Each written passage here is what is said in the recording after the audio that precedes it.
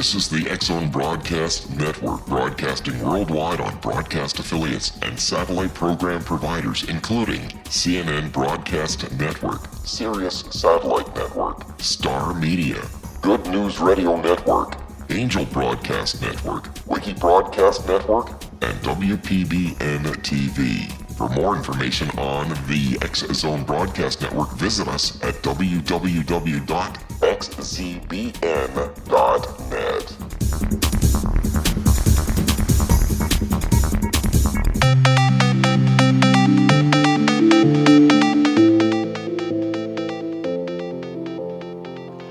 Welcome everyone to Too Good to Be True, and of course thank you to all the listeners. Are you ready for a surprising show about the Battle of Los Angeles and other strange events from World War II? Before we start getting into details, let's just briefly talk about the psychic insight and how we apply it. We choose a subject, then research it, and based on that research, we determine what we think needs to be explained by creating a series of questions. Then Justina provides psychic insight to answer those questions. At the end of the process, we have psychic insight into a subject.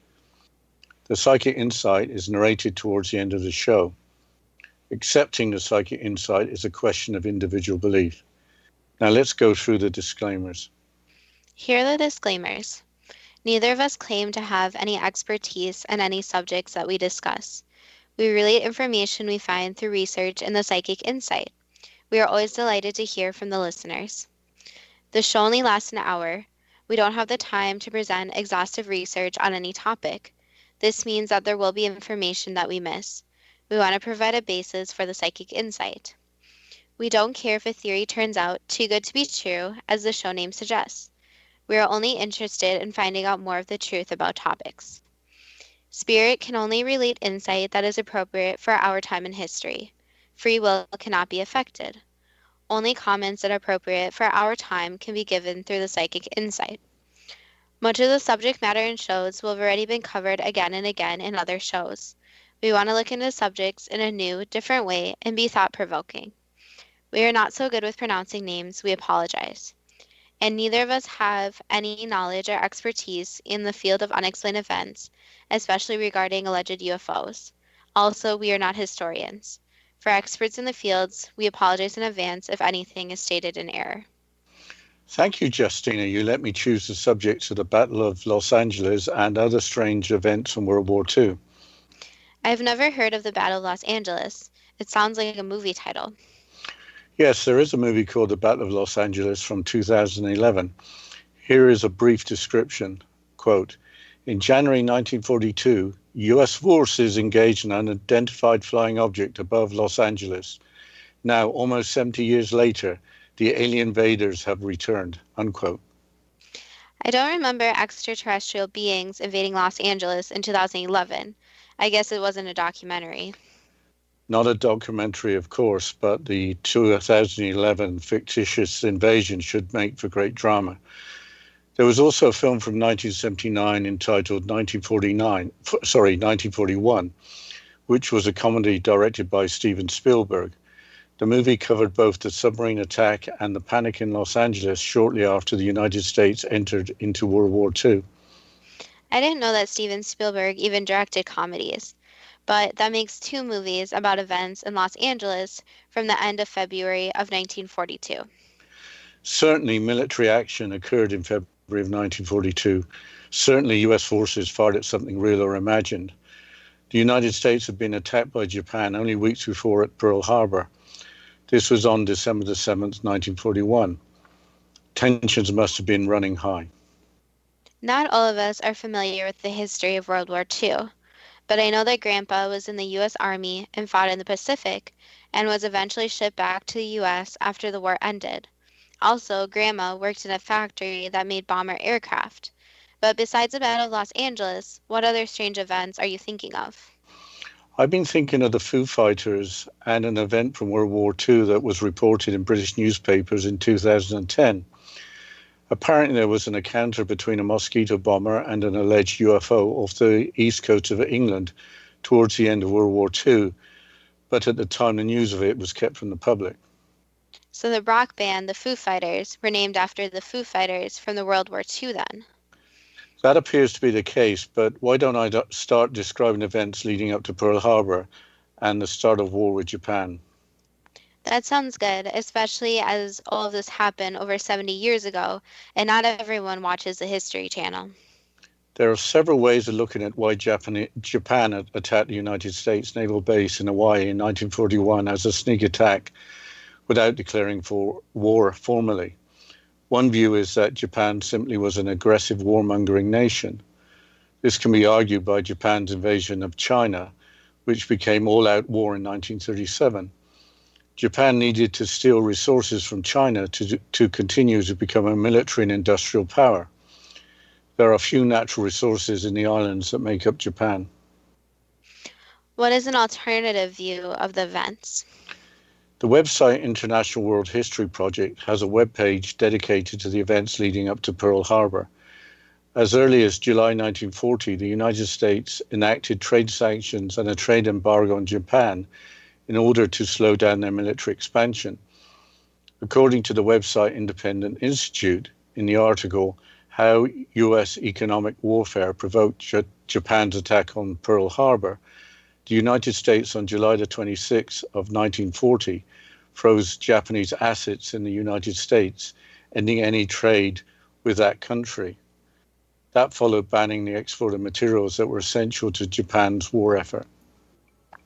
Well, we'll have to continue talking about the events that led up to the supposed Battle of Los Angeles and more about the Foo Fighters after this short break.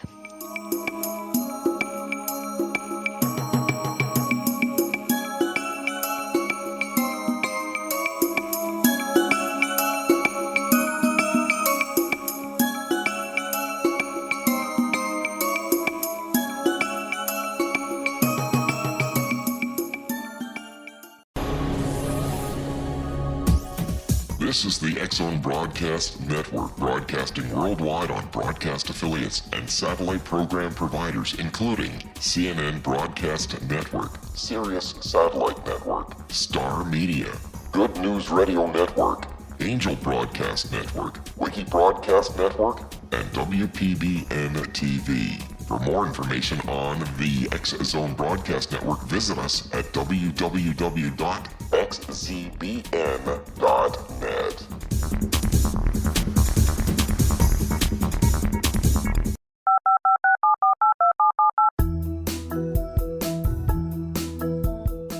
Did you know that when you're on the road with limited data or Wi-Fi, you can still listen to the X-Zone Radio Show with Rob McConnell, The Science of Magic with Gwilda Wiyaka, X-1, Dimension X, Space Patrol, and every minute of the X-Zone Broadcast Network by calling 213-401-0080, courtesy of Audio Now. No smartphone, app, or internet needed. It saves your data plan and it's free if you have unlimited minutes. Call 213-401-0080 to listen on any phone, anytime, anywhere. Remember 213-401-0080 for the best of the paranormal, parapsychology, and sci-fi radio programming anywhere, 24/7, 365.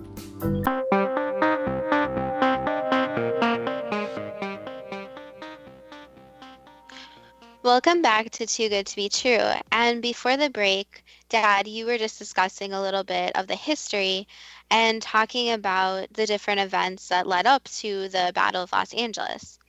So my point is that not trading with a country, isn't that almost like declaring war on them?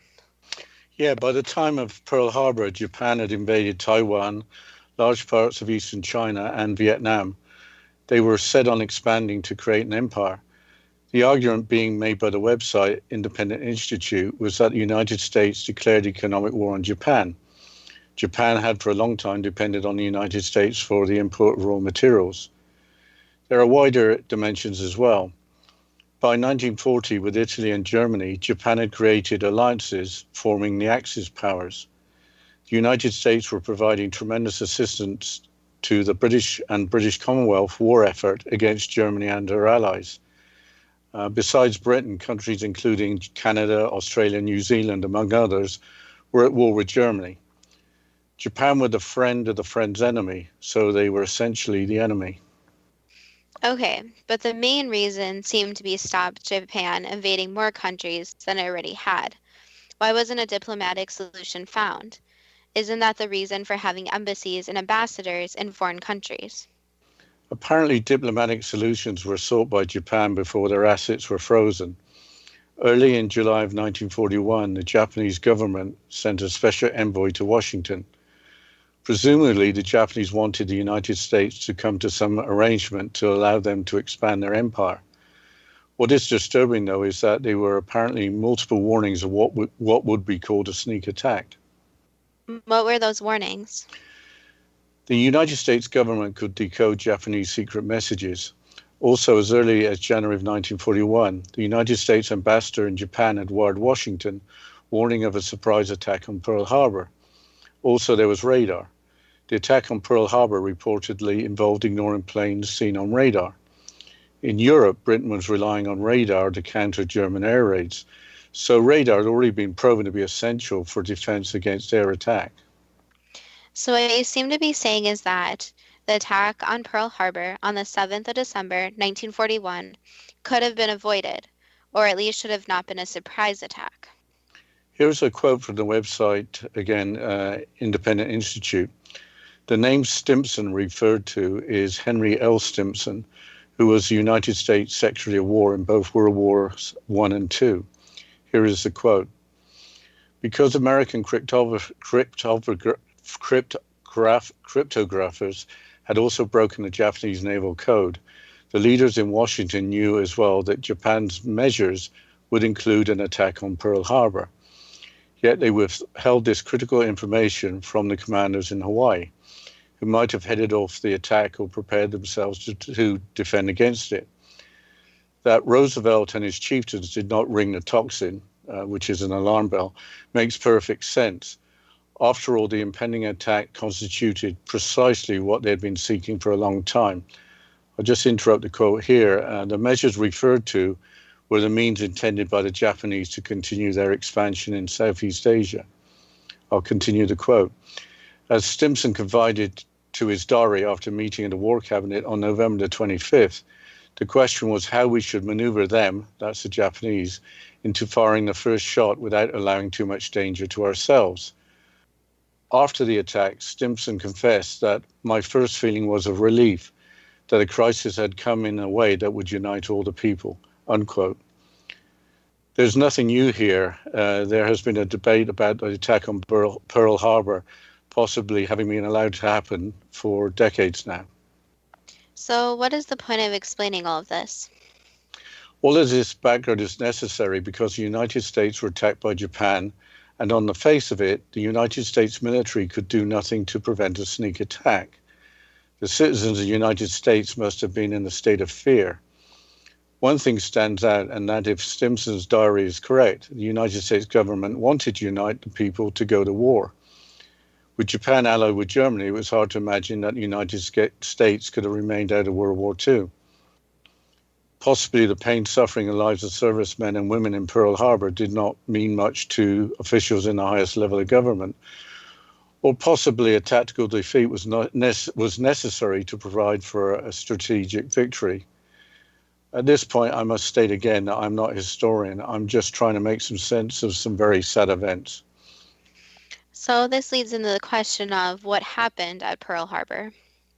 I will quote again from the International World History Project webpage regarding the events of December the 7th, 1941. Quote, at 0750 Hawaiian time, the first wave of Japanese aircraft began the attack, along with the ships in Pearl Harbor. The air stations at Hickam, Wheeler, Ford Island, Kanoe, and Iwa Field were attacked. For 2 hours and 20 minutes, Japanese aircraft bombed and shot up these military targets. When the second wave returned to their carriers, 2,403 people had been killed and 1,178 were wounded. 18 ships of different sizes had been sunk or damaged, and 77 aircraft of all types had been destroyed. Only 29 Japanese aircraft were shot down by American return fire, most during the attack of the second wave. The number of planes downed is significant, but had the defenses of Hawaii been prepared, the number would have been greater. unquote. Let's now move on to the Battle of Los Angeles. What happened and how did it start? Well, the first event was an attack by a Japanese submarine during the evening of February the 23rd, 1942. A Japanese submarine surfaced off the coast of Santa Barbara, north of Los Angeles, and started firing at an offshore oil refinery. The submarine stayed 2,500 yards or 2,300 meters offshore, and for about 20 minutes, and fired 25 times from its deck gun, causing no serious damage. The attack coincided with a radio address from President Roosevelt. So, did the military go after the submarine and try to sink it? There was a limited search with 3 bombers, but the United States Army Air Force were apparently reluctant to commit more planes, as they believed that the lone submarine attack may have been intended as a diversion for other attacks. That certainly must have ramped up the level of fear. After all, the mainland has now been attacked. Again, this is only weeks after the attack on Pearl Harbor. People must have been wondering when an all-out attack was going to occur on the mainland and how it might be countered or prevented. What happened next? According to Wikipedia, and I quote, during the night of the 24th and 25th of February 1942, unidentified objects caused a succession of alerts in Southern California. On the 24th, a warning issued by Naval Intelligence indicated that an attack could be expected within the next 10 hours. That evening, a large number of flares and blinking lights were reported from the vicinity of defense plants. An alert called at 1918, which is 7:18 p.m. Pacific time, was lifted at 22:23, which is 10:23, and the tension temporarily relaxed. But early in the morning of the 25th, renewed activity began. Radars picked up unidentified targets 120 miles west of Los Angeles. Anti-aircraft batteries were alerted at 02:15 and were put on green alert, ready to fire a few minutes later. The Army Air Force kept its pursuit planes on the ground, preferring to await indications of the scale and direction of any attack before committing its limited fighter force. Radars tracked down the approaching target to within a few miles of the coast, and at 02:21, the regional controller ordered a blackout. Thereafter, the information center was flooded with reports of enemy planes, even though the mysterious object tracked in from the sea seemed to have vanished. At 02:43, planes were reported near Long Beach, and a few minutes later, a Coast Artillery colonel spotted about 25 planes at 12,000 feet over Los Angeles. At 03:06, a balloon carrying a red flare was seen over Santa Monica, and 4 batteries of anti-aircraft artillery opened fire, whereupon the air over Los Angeles erupted like a volcano. From this point on, reports were hopelessly at variance, unquote. It sounds like the military thought that there was an air raid was about to occur and opened fire on what they thought were incoming planes, which apparently just vanished. It seems now that the use of radar was used to detect the incoming threat, unlike at Pearl Harbor. So how much firing was there and what was the damage? The Wikipedia article continues as follows, and I quote, probably much of the confusion came from the fact that anti-aircraft shell bursts caused by the searchlights were themselves mistaken for enemy planes. In any case, the next 3 hours produced some of the most imaginative reporting in the war. Swarms of planes, or sometimes balloons of all possible sizes, numbering from 1 to several hundred, traveling at altitudes which range from a few thousand feet to more than 20,000 feet, and flying at speeds which were said to have varied from very slow to over 200 miles per hour, were observed to parade across the skies. These mysterious forces dropped no bombs, and despite the fact that 1,440 rounds of anti-aircraft ammunition were directed against them, suffered no losses, unquote. No enemy aircraft was brought down and there were no fatalities. There were 2 reported deaths due to heart failure and 3 reported deaths due to car accidents and a blackout. Some reports say 6 people actually perished. You can't drive with lights on in a blackout. What was the official government explanation? In a word, confused. Different branches of the military and the federal government relayed different explanations. After the war, the Japanese stated that no Japanese planes were involved. So, what was the accepted explanation? I will quote from Wikipedia again. A careful study of the evidence suggests that meteorological balloons known to have been released over Los Angeles may well have caused the additional alarm. The theory is supported by the fact that anti-aircraft artillery units were officially criticized for having wasted ammunition on targets which moved too slowly to have been airplanes, unquote. Aren't those balloons just weather balloons? Yes, and I think I know your next question, but had they been weather balloons, wouldn't someone thought it important to inform military commanders ahead of time that they would be in the air, especially at night? Then there would not be a cause of panic, or if a weather balloon had been sighted. Remember, a Japanese attack on the mainland from a submarine had just happened. Why wouldn't weather balloon flights been canceled? The nation had just entered World War II. Surely studying the weather with weather balloons could wait. One of us has to ask the question. Okay, because weather balloons became an official explanation. Were there any UFO theories?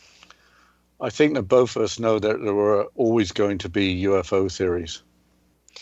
Why don't you mention what paranormal researchers have to say about the skies over Los Angeles being lit up in late February of 1942? Alternative explanations to the official version of events center around a picture of converging searchlights on an unknown object in the skies. The alleged unretouched picture is shown on the Los Angeles Times website. From the picture, it is my opinion impossible to even try and speculate on what the object might be. It might be a weather balloon or it might be something else. We'll have to continue speaking about this event and then getting to the Foo Fighters after this short break.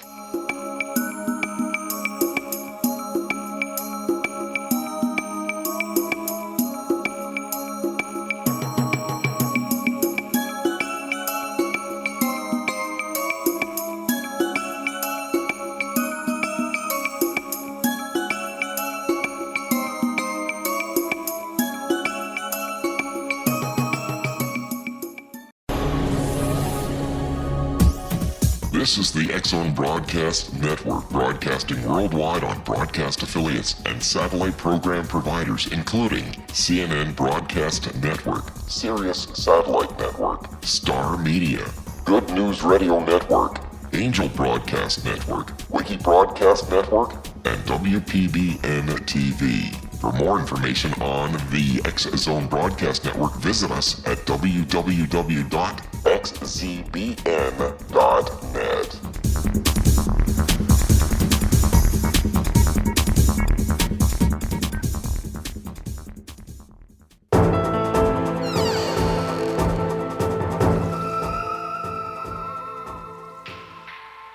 Welcome back to Too Good to Be True. And before the break, Dad, we were talking about one of the images that was taken that seemed to be unretouched.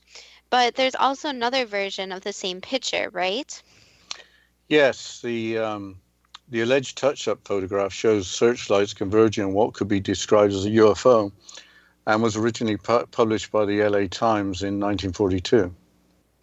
All we know is that the anti-aircraft guns fired at something real or imagined after the searchlights had converged on an object, which might have been a weather balloon, UFO, or something else, but was not a Japanese aircraft. There is a YouTube video that includes a news report from CBS by news journalist Byron Palmer, made on February the 25th, 1942, which is a length of 3 minutes and 42 seconds. The report includes a detailed description of an object moving relatively slowly across the Los Angeles area and being tracked and fired at. The report also mentions the previous incident of the Japanese submarine firing its gun from offshore. In the news report, the moving object was possibly a blimp, but wasn't affected by gunfire. Listening to Byron Palmer's perfect radio voice and his vivid description of events, radio journalism in the 1940s was at an extremely high standard. It sounds like that the CBS News report is the best account of events available. Weren't there any eyewitness accounts from the general public? The best example I could find was an account by Scotty Littleton. His father was an air raid warden at Redondo Beach, California. Scotty was 9 years old at the time. There is a video on YouTube in which he is featured in from an episode made by the History Channel for the Ancient Alien series. Scotty believes what he saw was an oval-shaped UFO being fired at, followed by a group of fighter planes.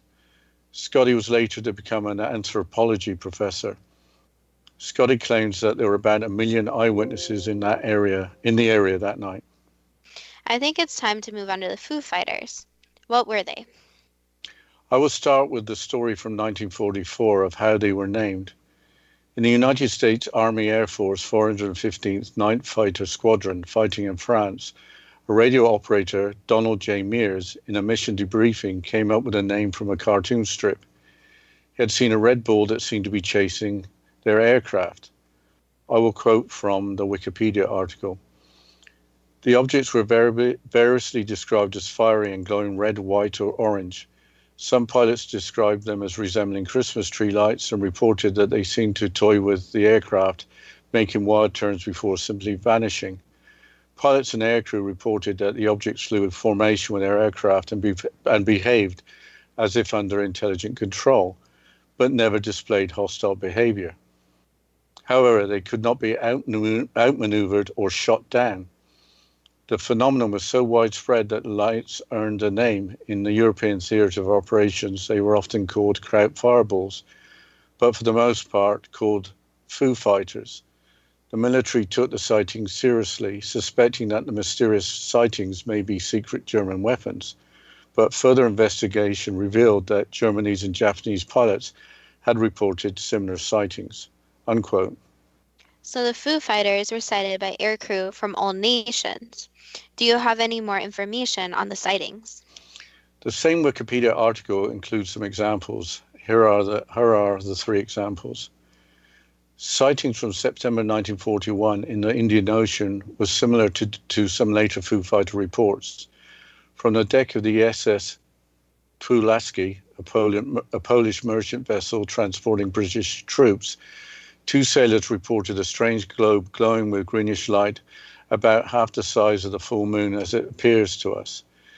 They alerted a British officer who watched the object's movements with them for over an hour. Here's the next quote. Charles R. Bastian of the 8th Air Force reported one of the first encounters with Foo Fighters over the Belgium's Netherlands area. He described them as 2 fog lights flying at high rates of speed that could change direction rapidly. During debriefing, his intelligence officer told him that 2 RAF night fighters had reported the same thing, and it was later reported in British newspapers. Here's the final incident. Career U.S. Air Force pilot Dwayne Adams often related that he had witnessed 2 occurrences of bright light which paced his aircraft for about half an hour and then rapidly ascended into the sky. Both incidents occurred at night, both over the South Pacific, and both were witnessed by the entire aircraft crew. The first sighting occurred shortly after the end of World War II, while Adams piloted a B-25 bomber. The second sightings occurred in the early 1960s when Adams was piloting a KC-135 tanker. Unquote. When did sightings begin? World War II started in Europe in 1939. It looks like sightings continued after World War II had ended. Apparently, Foo Fighters were not mentioned by the United States military until later in the war. Here is a quote from the article Foo Fighters from the website How Stuff Works, which mentions more examples of sightings and that the news wasn't broken until 1944. Here's the first quote. A typical sighting of Foos took place in December 1942 over France.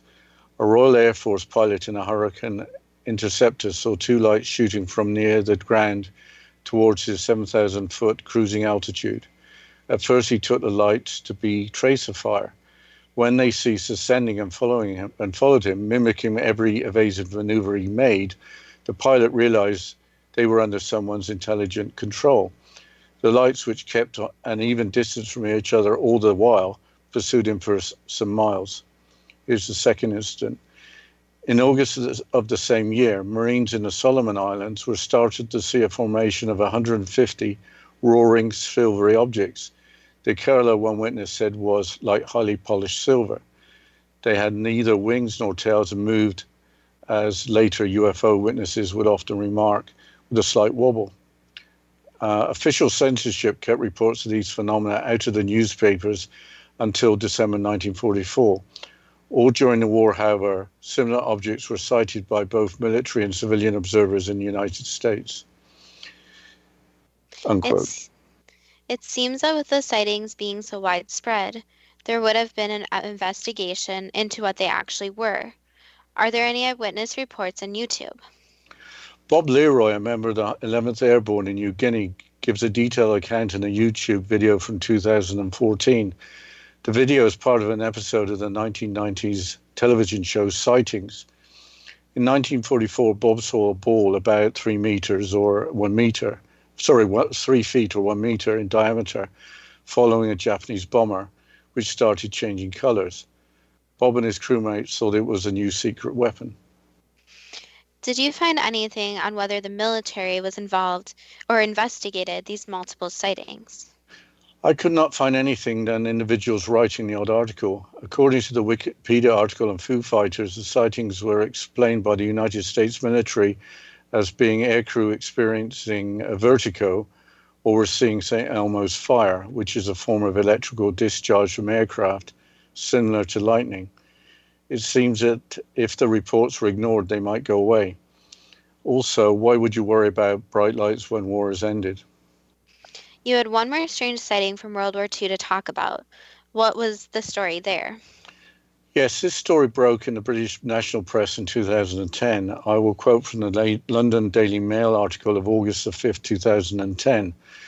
The article begins with a claim that Prime Minister Churchill ordered a 50-year cover-up of the incident. This was in order to avoid mass panic. Quote, the claim made by a scientist who said his grandfather was one of Churchill's bodyguards is recounted in declassified Ministry of Defense UFO files made available online by the National Archives. Allegations of the cover-up emerged when the man from Leicester wrote to the government in 1999 seeking to find out more about the incident.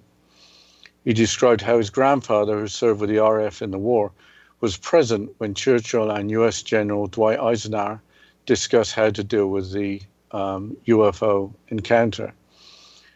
The man who was not named in the files said Churchill was reported to have exclaimed, the event should be immediately classified since it would create mass panic amongst the general population and destroy one's belief in the church.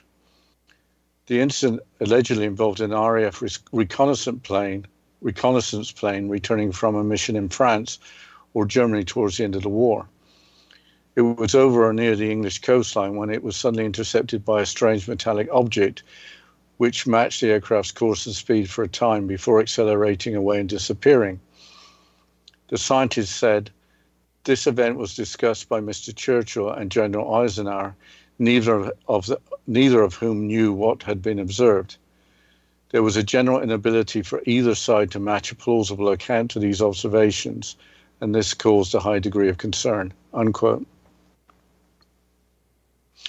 The article didn't state when the incident occurred, but it stated that a Mosquito bomber, which had a crew of 2, was the type of plane that had the close encounter.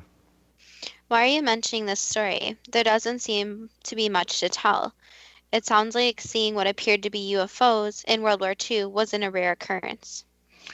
I'm mentioning the story for several reasons, and yes, there were apparently enough apparent UFO sightings in World War II not to need to discuss just one isolated incident. Did apparent UFO sightings go right to the top of government, to people like Churchill and Allied Supreme Commander Eisenhower, who was later to become President of the United States? Do governments order cover-ups if they believe to do so is in the national interest? Also, Laura Eisenhower, granddaughter of President Dwight D. Eisenhower, claims that being a 5-star general with the highest clearance, he met with extraterrestrial beings. Finally, Eisenhower, when leaving office as president, famously warned the American people to be aware of the military-industrial complex. Well, I think it's time to ask the first question. Okay, I will start. Were the two movies about the Battle of Los Angeles intended to change the public's perception of unexplained events? Yes and no. All movies have an underlining message or meaning that the producers or the creators want to portray. So some of the people involved in the movie wanted to present an explanation, while others involved in the movie just wanted to create a movie for entertainment and money purposes. So it depends on who you are talking about when speaking of the movie and their intended intentions. However, a lot of movies do have messages they want to portray to the audience, and as you know, a lot of movies cover scenarios of the what ifs and then provide explanations of what happened when something happened, even in real life. With Japan going to war with the United States in 1941, it appeared that the people at the top of government in the United States wanted war more than the government of Japan did. Is this correct? There were some people, yes, who wanted the war more badly than Japan, yes. Is Secretary of War Henry L. Stimson's diary entry correct in that Japan were maneuvered into firing the first shot? Yes. Was allowing the Japanese to surprise attack Pearl Harbor intended to unite the citizens of the United States?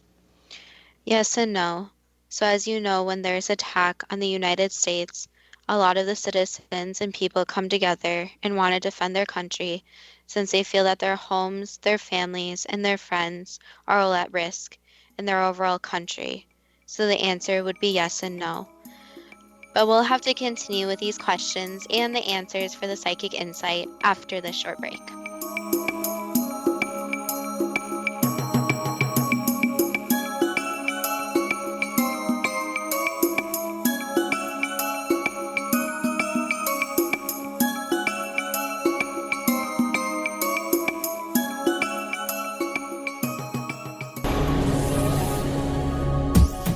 This is the X-Zone Broadcast Network, broadcasting worldwide on broadcast affiliates and satellite program providers, including CNN Broadcast Network, Sirius Satellite Network, Star Media, Good News Radio Network, Angel Broadcast Network, Wiki Broadcast Network, and WPBN TV. For more information on the X-Zone Broadcast Network, visit us at www.xzbn.net.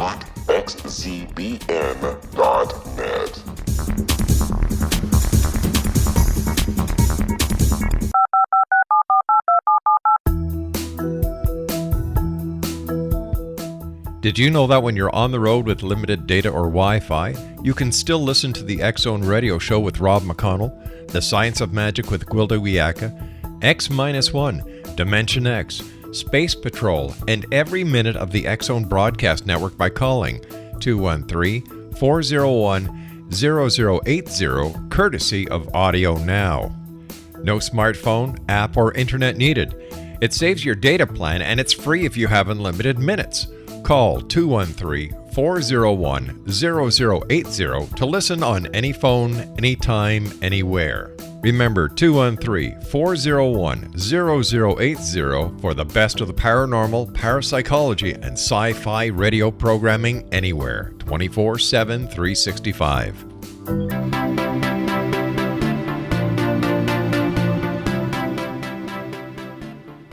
Welcome back to Too Good to Be True, and before the break, we were going through the questions and answering them with a psychic insight.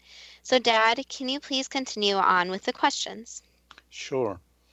Why didn't the pain, suffering, and death of servicemen and servicewomen at Pearl Harbor not seem to mean anything to the senior members of the United States government? For some people, the casualties lost are compared to the number of people that are still alive. So if you think about war, when you send people in and there are casualties, this is compared to the number of citizens in the whole United States. So to some people, the loss was not very significant, depending on the greater loss if the direct United States was attacked. So in a way, it's perspective of human life versus human life. Was the attack by the Japanese submarine during the evening of February the 23rd, 1942, intended to coincide with a radio address from the President? Yes. Was the submarine attack more of a symbolic gesture, or was it intended to heighten fear among the American people? Partially of both.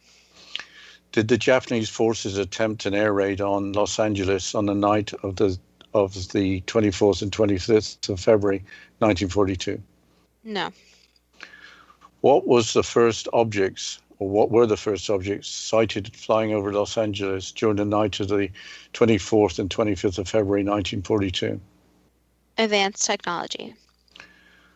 What was the slow-moving object later sighted flying over Los Angeles during the same night? Advanced technology, watching over Los Angeles, and basically recording data. What was the balloon with the red flare seen over Santa Monica? Again, more advanced technology. Were all the aircraft seen piloted by the United States military? No. So some of the aircraft were advanced technology. Correct. What was the purpose of the object seen before the later sighting of the slow-moving object? To observe. What was the purpose of the slow-moving object reported by eyewitnesses and included in the CBS News report? To record and observe. Was the CBS News radio report accurate? Yes. Was the Japanese government involved at all in the object slowly flying over Los Angeles on the night of the 24th and 25th of February, 1942? No, they were not involved. Why did the first seen objects disappear? Basically, because they had the capabilities to disappear and were not meant to be seen in the first place. Where did the objects go to? Back to where the advanced technology was being stored and studied. Why did the slow-moving objects suddenly vanish? Again, because the technology makes it so it can move very quickly. So you can think of it kind of like some jets that move at very quick speeds. Where did the object vanish to? Again, back to the facility that was housing the advanced technology. So this is very similar to Roswell in a way. So it was human technology. Correct. How many people died because of the Battle of Los Angeles? Was it more than the 5 or 6 reported? There is about 10 total. Why did the branches of the United States military and United States government have no clear explanation for the events that occurred? Because some information is classified. So some information, 1, cannot be released to the public, and 2, some information cannot be given from basically rank to rank. So a lot of people were kept in the dark. Was the slow-moving object a weather balloon? No. Was the slow-moving object a blimp? No. Were weather balloons used by the United States in 1942, 5 years before weather balloons were reported as being flown near Roswell, New Mexico? So there were things like weather balloons, but they were not being used in Los Angeles. No. Was the famous picture or pictures of searchlights converging on what looks to be a UFO touched up or faked? It was touched up, but not completely faked. Was the picture of the searchlights converging, but with no object with a particular shape, touched up or fake? No. Was Scotty Littleton's eyewitness report correct in that he saw an oval-shaped object moving across the sky chased by aircraft? Yes. Okay, changing subjects. What were the Foo Fighters? Were they a product of Vertigo or St. Elmo's fire? No. So what were the Foo Fighters? Basically, the Foo Fighters again go back to the advanced technology. What was the purpose of the Foo Fighters being visible to the military of multiple countries? Just showing they were present. Why was the Foo Fighters sighted in the early 1960s? Because they've been present throughout history at multiple times. Why aren't there reports of Foo Fighters from 1939 when World War II started in Europe? Because people were more distracted with other events going on, so they were not really observing their surroundings as much as in the later years. Are there Foo Fighters in our skies now, but sightings are not being reported? Yes, and since they are advanced technology, they can choose when they want to be seen. So sometimes they may be present, but they choose exactly when they want people to actually see them. Why wasn't there a serious investigation into the occurrence of Foo Fighters? Were the sightings of Foo Fighters suppressed by heads of government of different nations? At the time, there were other things obviously going on, for one, and two, some people know more about them than they could let on to the public. Were the Foo Fighters human or extraterrestrial advanced technology? Extraterrestrial. Okay, again changing the subject. Did the two-man crew of a British Mosquito bomber sight a UFO? Yes. Was the UFO human or extraterrestrial advanced technology? Extraterrestrial. Did this sighting occur towards the end of the war? Yes, it was towards the end of the war. Was the incident suppressed by Prime Minister Churchill and Supreme Allied Commander Eisenhower? Yes. Why was the story allowed to be widely reported in the British press in 2010? Because some people picked up on the information and started releasing it. So the thing is, there are a lot of older records that people find and start releasing the information, since it was not completely released before. Is the claim of Laura Eisenhower true in that her grandfather, when president, met with extraterrestrial beings? The government is very aware of extraterrestrial beings. What can we learn from the events during and leading up to the attack on Pearl Harbor? What we can learn is, one, the public is not always aware of everything going on, especially meetings between heads of governments and government officials. So sometimes people need to try and do their own research and not take everything the media and basically what's released to the public as always truth. So there's always, as you know, three sides to the story. One, that's what the one person says, what the other person says, and the truth. So all information is adapted in a way, and it isn't always on purpose. But again, the media isn't always on purposely not telling the truth. But it goes back to what happened in these events, and the media wasn't like it is today. Also, is that creating fear and panic among the citizens of a nation is something that people need to be aware of. So even with current events right now, there is a lot of fear being created by other countries or what the media has reported on. So what we suggest is always doing your own research and try to find your own facts, and going back to obviously the show, always forming your own beliefs. What can we learn from the Battle of Los Angeles? That one, it's very important to report strange sightings. So this isn't even for things in the sky, but even if you see a strange animal, since there are a lot of strange events that are happening on the planet that are ignored or hardly reported on. Also, it's that there's things that people don't really understand, and that as the future comes, there's going to be more and more events of technology, and this technology needs to be tested somewhere. So these events obviously should be aware to the public, and this goes back to forming your own beliefs about what these things are, but also making sure you tell someone about it, since it may be something important.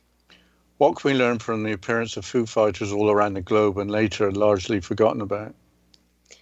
That there are some mysteries that cannot be completely uncovered yet, but also there's a lot of unreported events and documents that are hopefully starting to come to the public's attention from years and years ago. What can we learn from the sighting of a UFO by the crew of the Mosquito bomber? One, that all different types of people, including some people in the military, do believe in UFOs. And two, that the skies, the oceans, everything is more complex than people can even imagine sometimes. Okay, so that's the end of the psychic insight. So I have to ask the question, was advanced technology apparently of terrestrial origin, as well as UFOs of extraterrestrial origin, sighted in World War II, too good to be true? That depends on what you are prepared to believe. Well, we don't have much time left to discuss all of that. We crammed in a lot of, information, and I guess I apologize for the history lesson, but I wanted to get over the fear and get some of the background. But I guess part of the fun of doing this broadcast is being surprised. So what do you think, Justina? Yes, I agree. It was a lot of information, and we always encourage listeners to go and research events themselves, since part of the show was history that's set in stone, that events occurred, and then part of it was events that people don't really have an explanation for. But as always, we would love if you go to our Facebook page, which is Too Good to Be True, TWO, Too Good to Be True, and go like our page, follow us, and communicate with us there and tell us our thoughts. And of course, we always want to thank the listeners too.